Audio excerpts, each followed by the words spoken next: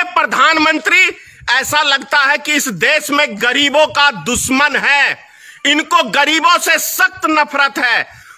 एक लफ्ज प्रधानमंत्री ने यह नहीं कहा टीवी चैनल के ऊपर कि इस गंभीर घड़ी में पूरा देश हमारा संकट से गुजर रहा है, न्यूज चैनल कम से कम हिंदू मुसलमान ना करे। प्रधानमंत्री अपने मोबाइल नंबर, जो वेबसाइट नंबर दिया वो सब तो बंद किए हुए हैं। मुख्यमंत्री वेबसाइट नंबर अपना बंद किया हुआ, मोबाइल नंबर बंद किया हुआ। कॉल हम लोग के पास आ रहा है मदद के लिए, सबसे ज्यादा गुजरात से कॉल आ रहा है मदद मांगने के लिए। तो शर्म से डूब मरो ना चिल्लू भर पानी में, ऐसे प्रधानमंत्री और ऐसे मुख्यमंत्री। क्या सिर्फ हिंदू मुसलमान पे वोट चाहिए? राम मंदिर पे सिर्फ वोट चाहिए? लेकिन जनता को जब भूखमरी कगार पे है तो इस टाइम में आपकी हमदर्दी और एहसान किस बात का सरकार कर रही है? अरे जनता का पैसा है, जनता तक पहुंचना चाहिए। वो जो बेचारे सिसक सिसक के रोटी के बिना मर रहे हैं, गरीब मजदूर आदमी। हिटलर के नाम से तो आप प्रसिद्ध है ही हो। नरेंद्र मोदी की औलाद है, पत्नी है। नीतीश कुमार शादी करके एक बच्चा होके पत्नी होते हुए उस पत्नी को छोड़ दिया। तो ये लोग क्या औलाद का दुख दर्द या देश की जनता का दुख दर्द जानेंगे? योगी आदित्यनाथ वही हाल है, परसेंटेज तो इनकी पार्टी में वही है बिना औलाद के। ये तो मोदी जी आ जाते हैं फैशन करके एक नए स्टाइल के अंदर, कभी गमछा तो कभी ये तौलिया, कभी वो टी शर्ट। 10 मिनट पहले मेरे पास कॉल आया, जब प्रधानमंत्री का बयान सुना है तो मेरे पास कॉल रिकॉर्डिंग है। कहे तो प्रधानमंत्री जी मैं सार्वजनिक कर दूं। आज प्रधानमंत्री न्यूज चैनल पे आए हुए थे, आपको क्या उनसे शिकायत लगा और उनके जो है नाराजगी आपको क्यों लगा, उसके बारे में सर बताएं।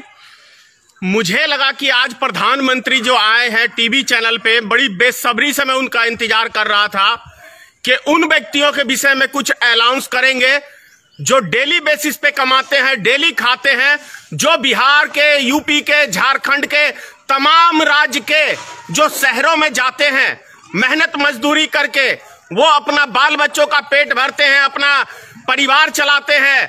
और उन व्यक्तियों के ऊपर माननीय प्रधानमंत्री जी कुछ बोलेंगे, लेकिन ऐसा कुछ भी नहीं मिला।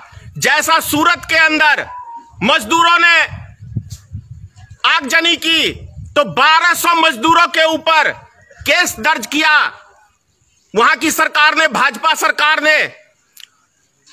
दूसरी ओर दिल्ली के अंदर आपने देखा होगा अभी कि खाने के बदले में वहां मौत बांटी जाती है, वहां जान से मार के आदमियों को फेंक दिया जाता है नाले के अंदर।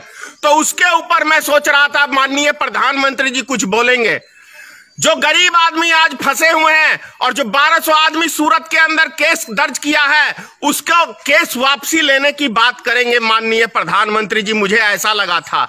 लेकिन यह प्रधानमंत्री ऐसा लगता है कि इस देश में गरीबों का दुश्मन है, इनको गरीबों से सख्त नफरत है। इसका जीता जागता उदाहरण मैं आपको बता रहा हूं। पिछले साल बिहार के अंदर चमकी बुखार से लगभग कई हजार बच्चे मर गए, लेकिन एक उफ तक नहीं निकला इस प्रधानमंत्री से और भारतीय जनता पार्टी के लोग से और आरएसएस के लोगों से। तो इनका पुतला फूंकने का मुख्य उद्देश्य जो है, जिस तरीके का रवैया है इनका देखने को मिल रहा है, वो ऐसा लगता है कि ये इस देश के गरीब आदमियों को समाप्त करने का एक बहुत बड़ा षड्यंत्र रचा जा रहा है।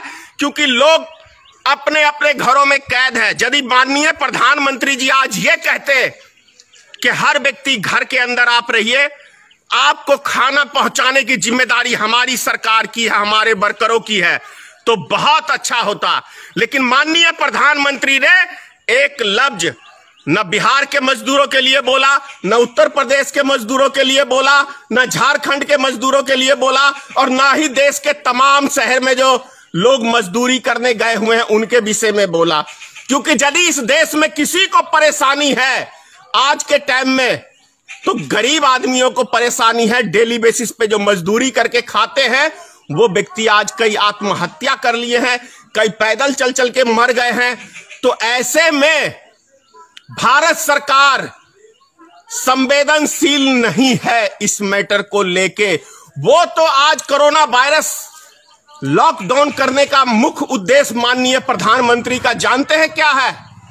माननीय प्रधानमंत्री का लॉकडाउन करने का उद्देश्य जो है वो इस देश के अमीरों को बचाने का है कि कहीं उनको कोरोना वायरस ना फैल जाए, तो ये उनको बचाने के लिए एक बहुत बड़ा प्लानिंग है।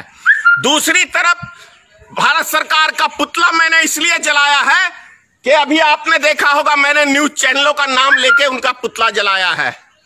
एक लफ्ज प्रधानमंत्री ने यह नहीं कहा टीवी चैनल के ऊपर कि इस गंभीर घड़ी में पूरा देश हमारा संकट से गुजर रहा है, न्यूज चैनल कम से कम हिंदू मुसलमान ना करे, क्योंकि भारत के अंदर अभी जो ये गोदी मीडिया है ये इस बीमारी को भी हिंदू मुसलमान का नाम दिया है, इसलिए मैंने इन न्यूज चैनलों का पुतला दहन किया है।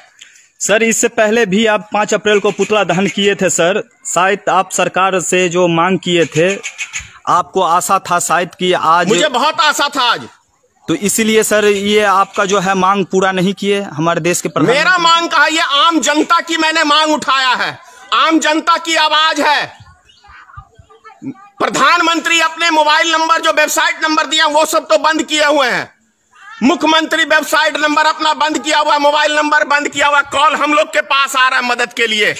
हाँ सर, सुनने को मिला है कि हजारों की संख्या में पूरे प्रदेश से लगभग आपके पास कॉल आते हैं, मदद के गुहार लगाते हैं आपसे। पूरे प्रदेश से ही नहीं, पूरे देश से, ऐसा कोई राज्य नहीं है। और सबसे ज्यादा गुजरात से कॉल आ रहा है मदद मांगने के लिए। तो शर्म से डूब मरो ना चिल्लू भर पानी में, ऐसे प्रधानमंत्री और ऐसे मुख्यमंत्री।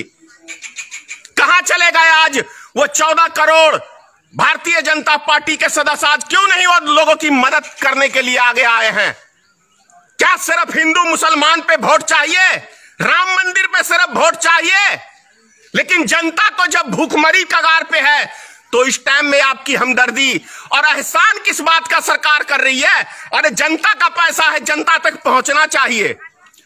और सर, जो तमाम प्रदेश के लोग आपसे जो कॉल के माध्यम से मदद मांग रहे हैं सर, उसको क्या कहना चाहेंगे आप?